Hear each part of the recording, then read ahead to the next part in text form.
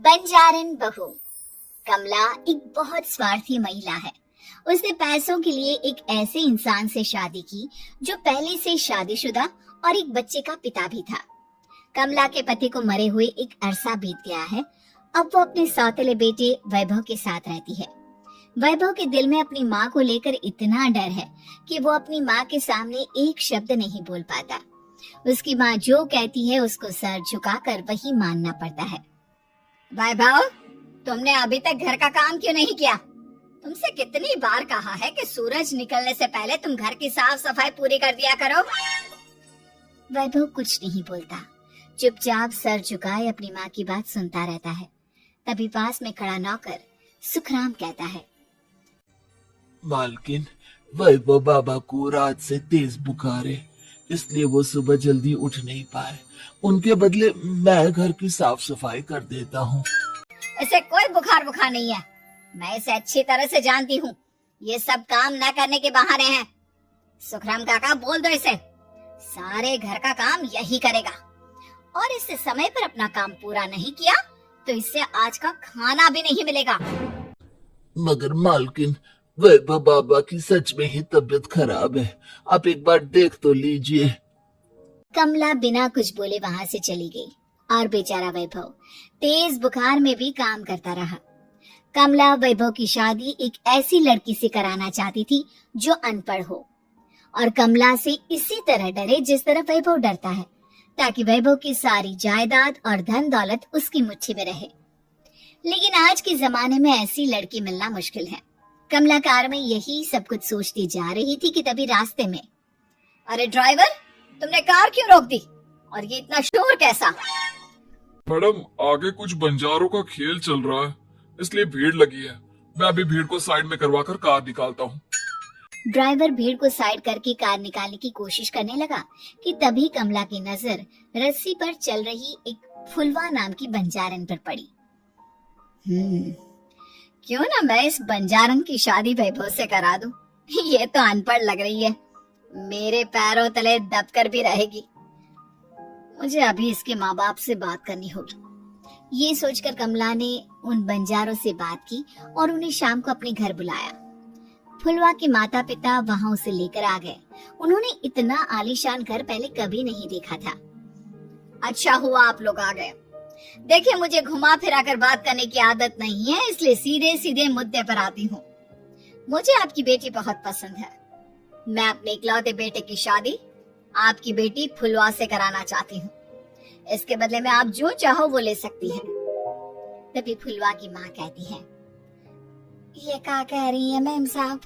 कहीं आप हमारी गरीबी का मजाक तो नहीं उड़ा रही ना? आप मेरे बेटे से मिल लो। अगर आपको मेरा बेटा पसंद आता है तो मैं कल से ही शादी की तैयारी शुरू कर दूंगी।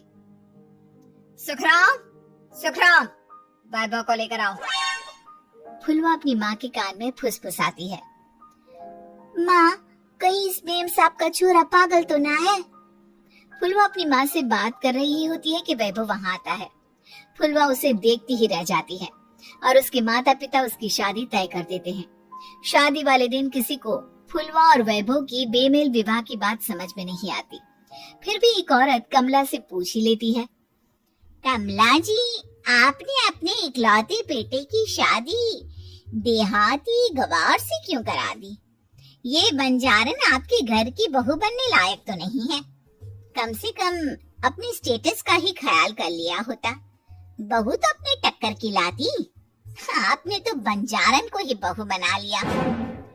अब कमला को समझ में नहीं आ रहा था कि इस बात का क्या जवाब दे। वो कुछ देर चुप रही और सोच समझ कर कहती है, बहन जी, आपको तो पता है आजकल के बच्चे किसी की बात कहाँ सुनते हैं। मैं तो अपनी बहू एक पढ़ी लिखी और अपनी सोसाइटी की ही ढूंढ रही थी। लेकिन मेरे बेटे ने मेरे सामने इस बंजारन को लाकर खड़ा कर दिया। बोला कि मैं शादी करूंगा तो इसी से। अब भला मैं क्या करती? मुझे अपने बेटे के सामने झुकना ही पड़ा। कमला की ये बातें सुखराम भी सुन रहा था। उसने ये सारी बातें वैभव को जाकर बता दी। काका, मैं तो फुलवा को जानता भी नहीं, फिर माँ मेरे बारे में झूठ क्यों कह रही है? अरे बेटा, तुम कितने भोले हो, तुम्हें कुछ भी नहीं पता। तुम्हारे पिता अपनी सारी संपत्ति तुम्हारे नाम करके गए हैं। तुम्हारी माँ नहीं चाहती कि ये संपत्ति तुम्हें मिले, इसलिए उन्होंने तुम्हारी अनपढ़ लड़की से शादी करवाई ताकि तुम्हारी तरह वो भी अपने हक के लिए आवाज ना उठा सके। सुखराम काका, मैं क्या करूं, आप ही बताओ। माँ के सामने आते ही मेरे हाथ पैर कांपने लगते हैं। मैं माँ को कुछ भी नहीं कह पाता। ये दोनों बात कर ही रहे थे कि अचानक कमला वहां आ गई। कमला को देखकर दोनों घबरा गए। तुम दोनों फिर कभी बातें कर लेना, अभी फेरों का समय हो गया है, चलो जल्दी आओ। इस तरह फुलवा और वैभव की शादी हो गई। अगले दिन कमला ने फुलवा को बुलाया और उसे नसीहत देने लगी। देख बंजारन, तुझे मैंने अपनी बहू बना तो लिया है, लेकिन तुझे इस घर में आँख कान मुंह बंद करके रहना होगा। घर का काम कर और अपने पति से मतलब रख, समझी? कमला का ऐसा रवैया फुलवा को बिल्कुल समझ में नहीं आया। उसने वैभव से इस बारे में बात की। सुनिए ना, माँ जी ने जिस तरह मुझसे बात की मुझे अच्छा नहीं लगा। शादी से पहले तो वो मुझसे बहुत अच्छे से बात कर रही थी, लेकिन शादी के बाद उन्हें क्या हो गया? तुम ज्यादा मत सोचो, जैसा माँ कहती है वैसा ही करो। ये कहकर वैभव वहाँ से चला गया। अगले दिन वैभव को घर के नौकरों की तरह काम करता देख फुलवा को बहुत हैरानी हुई। फुलवा ने इस बारे में सुखराम काका से बात की तो सुखराम काका ने फुलवा को सारी बात बता दी। अब फुलवा को समझ में आ गया कि उसकी सास ने एक बंजारन को बहू क्यों बनाया। एक दिन वैभव घर का काम कर रहा था, तभी उससे कांच की प्लेट टूट गई। किसने गिराई ये कांच की प्लेट? वैभव को वहां खड़ा देख कमला ने छड़ी से उसे मारना शुरू कर दिया। उसके पैर में कांच चुभ गया और खून बहने लगा, लेकिन फिर भी कमला उसे मारे जा रही थी। ये देखकर फुलवा ने कमला के हाथ से छड़ी छीन ली और तोड़कर फेंक दी। बंजारन, तेरी इतनी हिम्मत, तूने मेरे हाथ से छड़ी छीनी? कमला फुलवा को थप्पड़ मारने ही वाली थी कि फुलवा उसका हाथ पकड़ लेती है। ओ सस माँ, मैंने मॉम की गुड़िया ना समझ लियो। बंजारन हो बंजारन, ईंट का जवाब पत्थर से देना जानती हूँ। आज के बाद मेरे या वैभव जी के ऊपर हाथ उठाने की सोचियो भी ना, समझी सस माँ? ये कहकर फुलवा वैभव को लेकर वहाँ से चली गई। उसने वैभव के पैर पर पट्टी बांधी, उसके आंसू पोंछे। वैभव ने पहली बार किसी के दिल में अपने लिए इतना प्यार महसूस किया। अब फुलवा वैभव का हर काम में हाथ बटाती, उसका बहुत ख्याल रखती। इस तरह दोनों बहुत ज्यादा नजदीक आ गए। वहीं दूसरी ओर कमला सारी जायदाद अपने नाम करने की साजिश करने लगी। और एक दिन, वैभव, जल्दी बाहर आओ। कमला की आवाज सुनकर वैभव और फुलवा अपने कमरे से बाहर आ गए। माँ, आपने बुलाया? ये ले, इन कागजों पर साइन कर दे।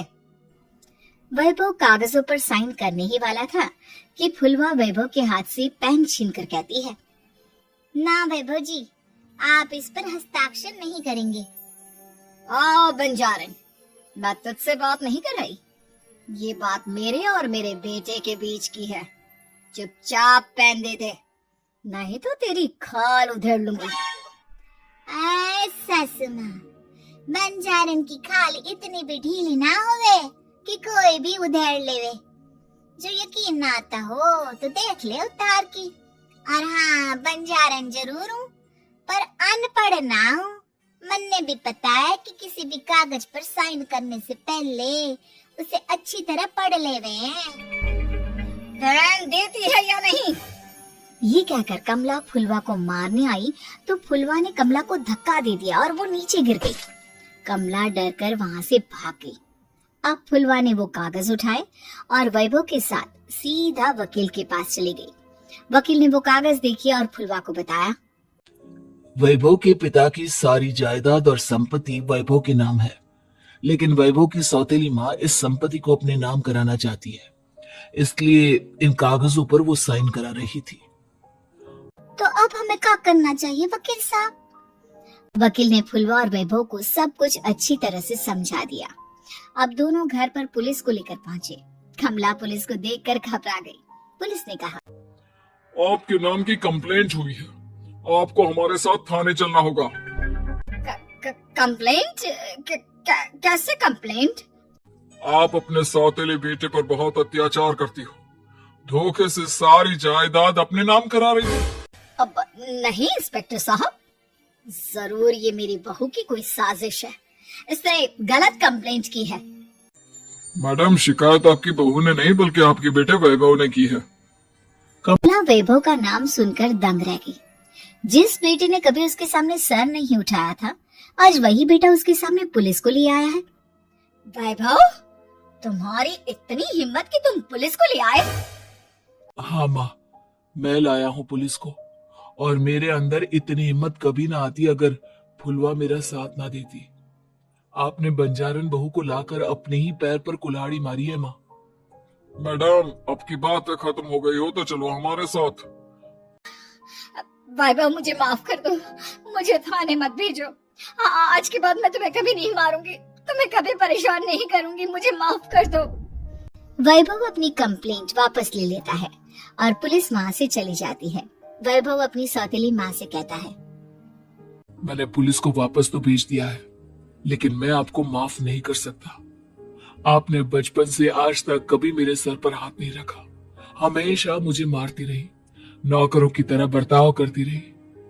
आप इस घर में नहीं रह सकती, चली जाइए यहाँ से। कमला घर छोड़कर चली गई और सड़क किनारे खड़ी होकर सोचने लगी, काश मैंने वैभव को माँ की तरह प्यार किया होता तो आज मैं इस तरह से बेसहारा ना हो जाती।